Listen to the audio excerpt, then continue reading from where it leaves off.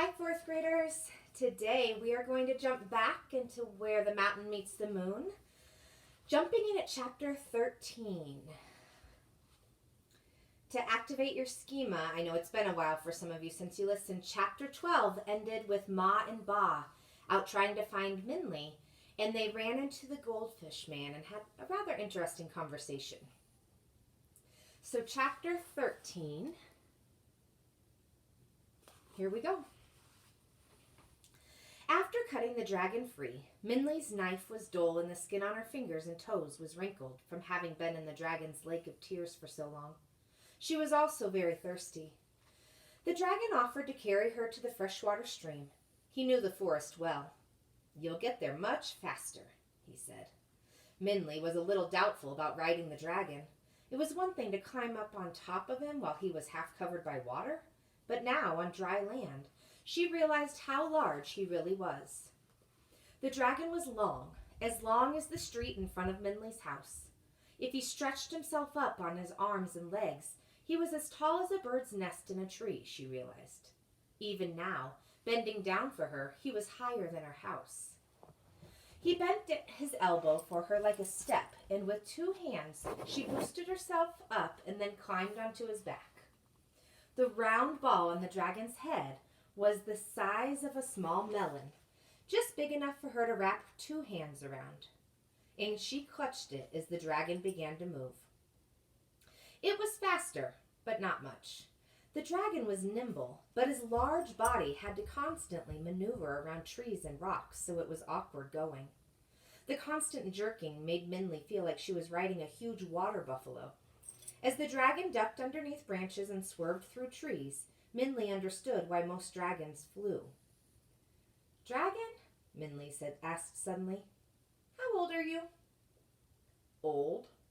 the dragon said, and again it seemed a question he had never been asked. "I do not know." "Well," Minli said, "how long have you been in this forest?" The dragon thought hard. "A long time," he told her. "I remember when a bird flew from the sky and dropped a peach pit onto the ground.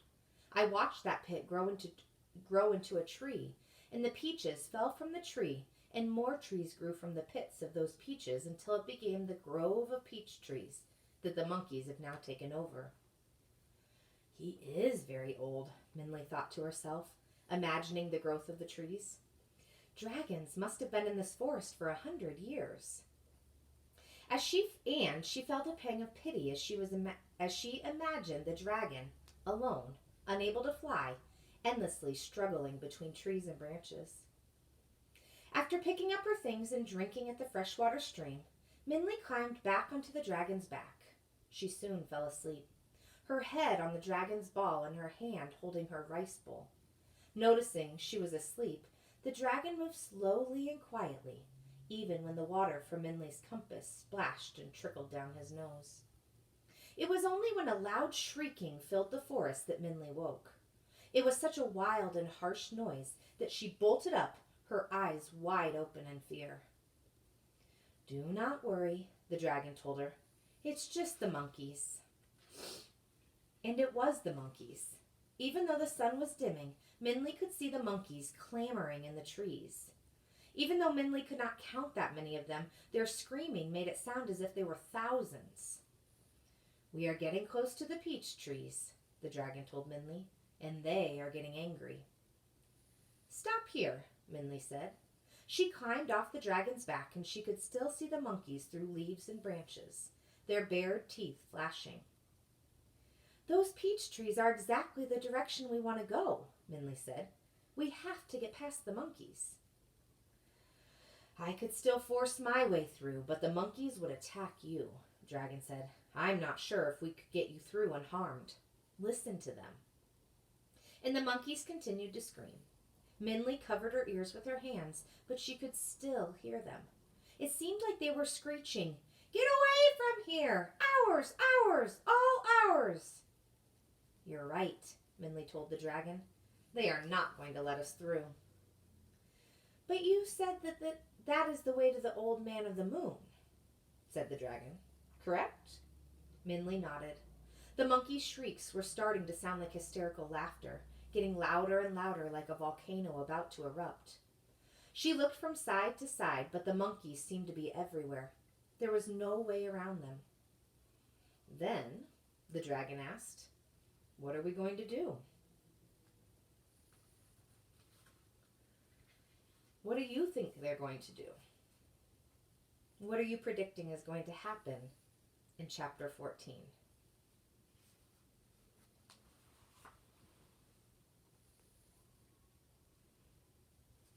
Here we go. Minley and the dragon had sat in the clearing and made camp for the night.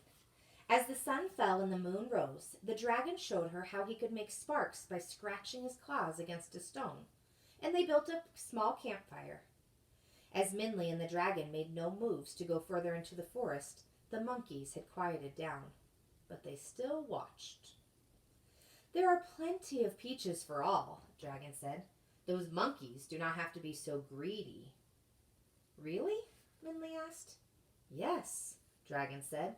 "The monkeys are so foolish. They just want more and more even when they do not need it. I have seen them refuse to let go of rotten mushrooms and fight over piles of mud." At those words, Minley sat up and her eyes flashed with quick thinking. Piles of mud.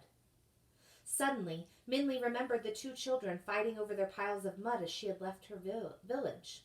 Instead of going inside for dinner, the children had clung to their pretend dishes of dirt. They were so foolish. Could the monkeys be that foolish? They were too selfish for trading or bribes, but maybe they were so greedy that they could be foolish enough to be tricked. Maybe if she... "I'm going to make rice," Minley said abruptly. "Oh," the dragon said, "you must be hungry. Too bad we cannot get you some peaches." "It's not for me," Minley said, and she smiled mysteriously. "It's for the monkeys." "The monkeys?" the dragon said. "Why, if you mean it as a gift or a way to bribe them, it will not work. They will take it and eat it, but they will still not let you through." "That is what I'm expecting," Minley said as she filled her pot with water and uncooked rice. She was bursting to tell the dragon her idea, but wasn't sure how much the monkeys understood of their words. She looked at him with sparkling eyes, but he only stared back blankly. "You are?" the dragon said.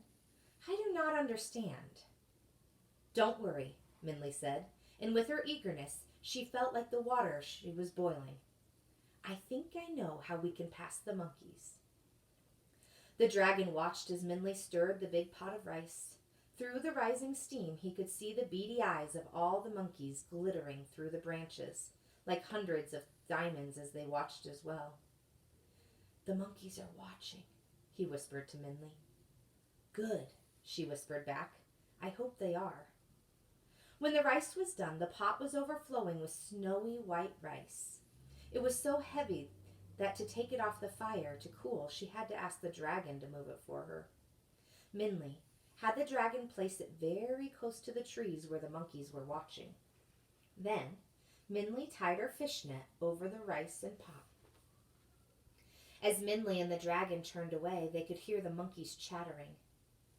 "That fishnet will not stop the monkeys from taking the rice," the dragon said.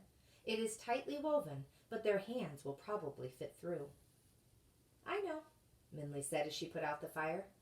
"Let's pretend that we think the rice is safe and we are letting it cool." Though puzzled, the dragon nodded. They placed themselves a far distance from the rice, yet still within sight, put out the fire, and pretended to go to sleep. But Minley could not help peeking. Though she tried to lie still, she was filled with excitement. Would her plan work? Would the monkeys take the rice? In the bright light of the moon, the monkeys glanced slyly at them and stole over to the rice. The dragon was right. Just as he'd said, the fishnet could not keep the monkeys from the rice. Their slender hands slid through the holes of the fishnet and each grabbed 2 big fistfuls of rice. But as the monkeys tried to carry the rice away, the net caught them. The holes in the net were large enough for their empty hands to fit through, but not large enough to fill their but not large enough for their full fist. The monkeys screamed and pulled, and Minley and the dragon no longer pretended to be asleep. They couldn't help laughing as they watched the monkeys struggling to punch the air and each other with their trapped fists.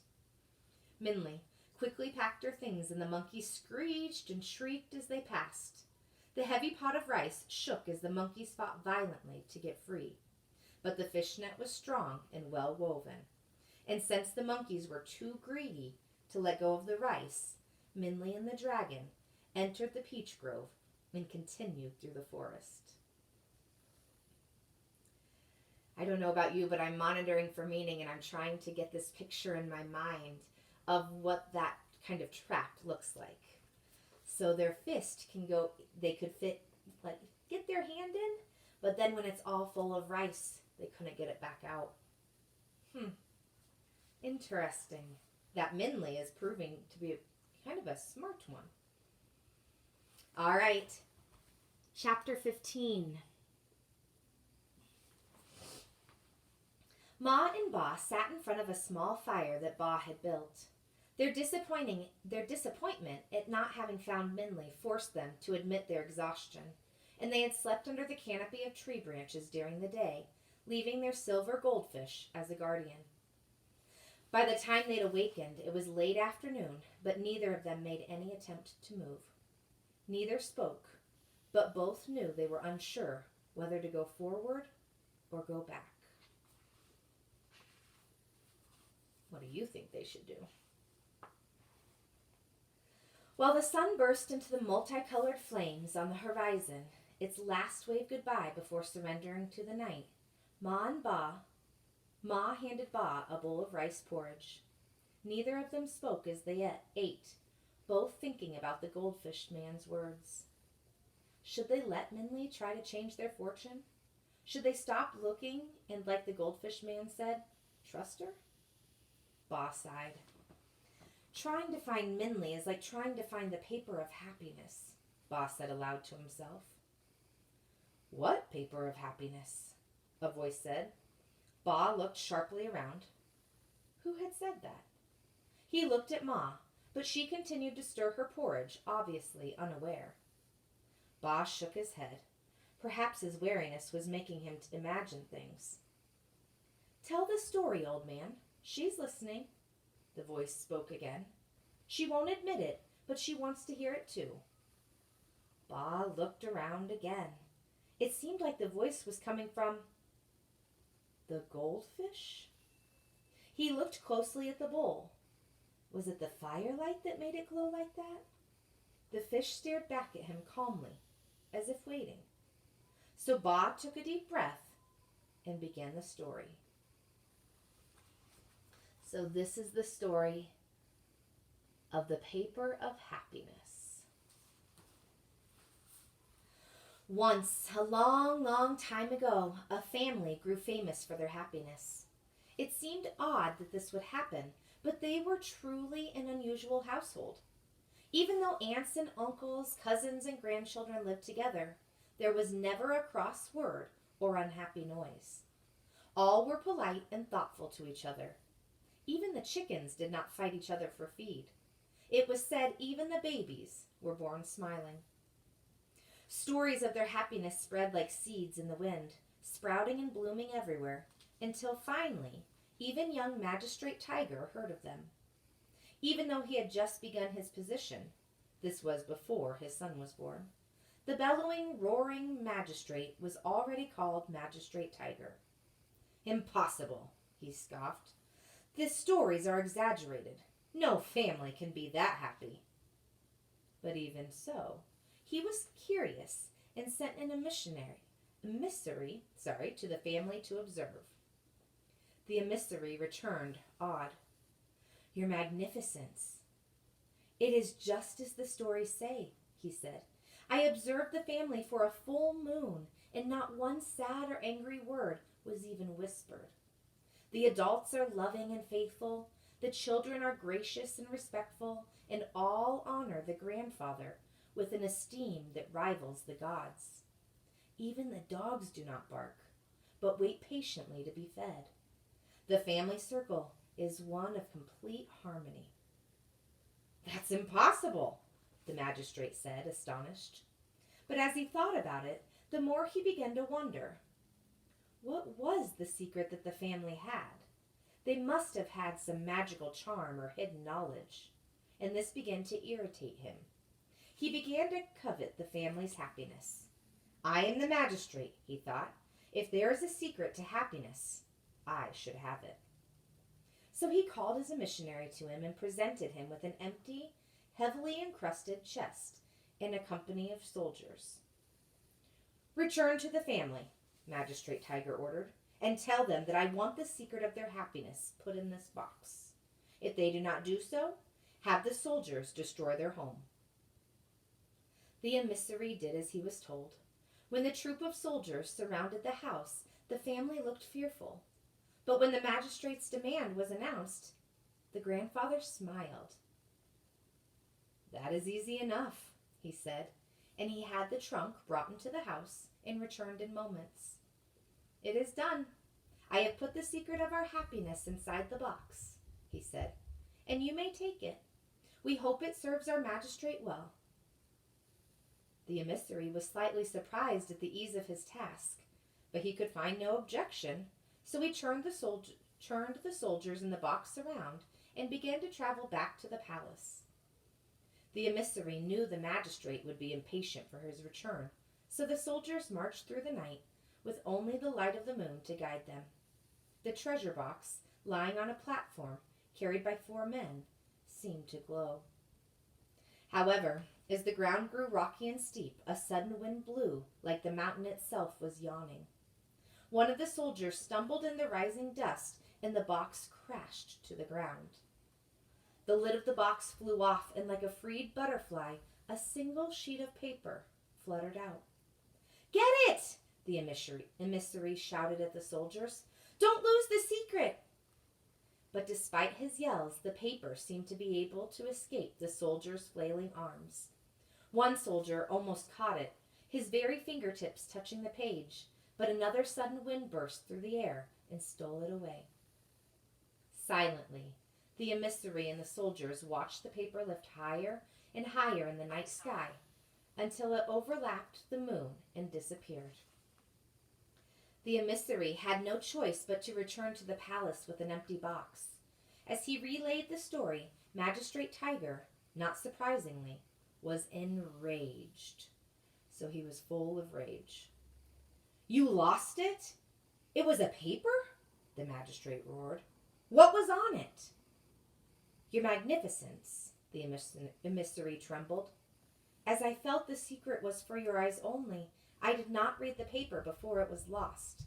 However, as it was in the air, all could see that there was a single line of words on it." "What did the line say?" the magistrate demanded.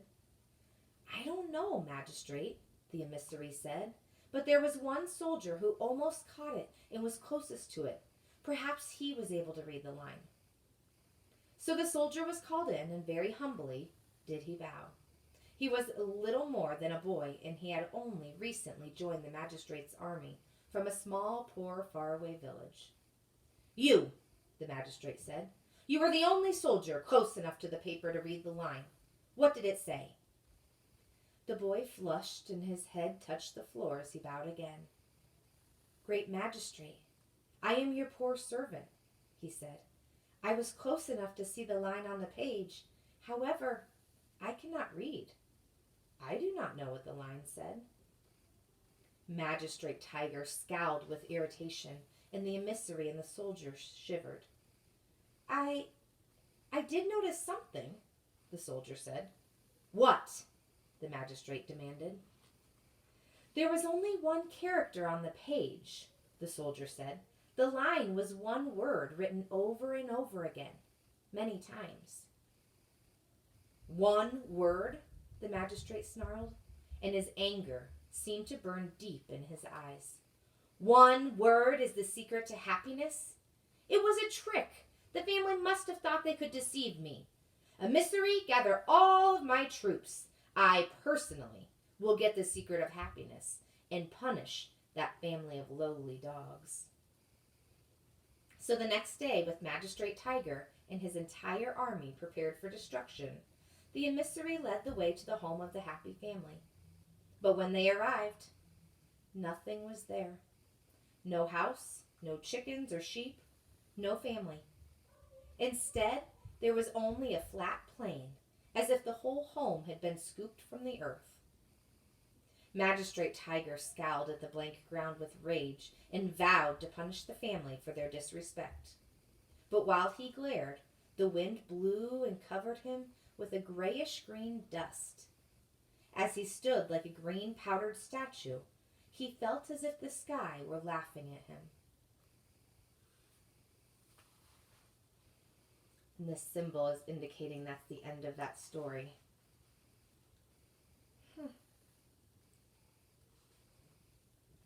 So, I think Minley, like the secret word in the paper of happiness, Ba said, is not meant to be found. He glanced at Ma, and while she did not meet his gaze, she made no objection either. And tomorrow, Ba continued gently, we should return and wait for her to come home.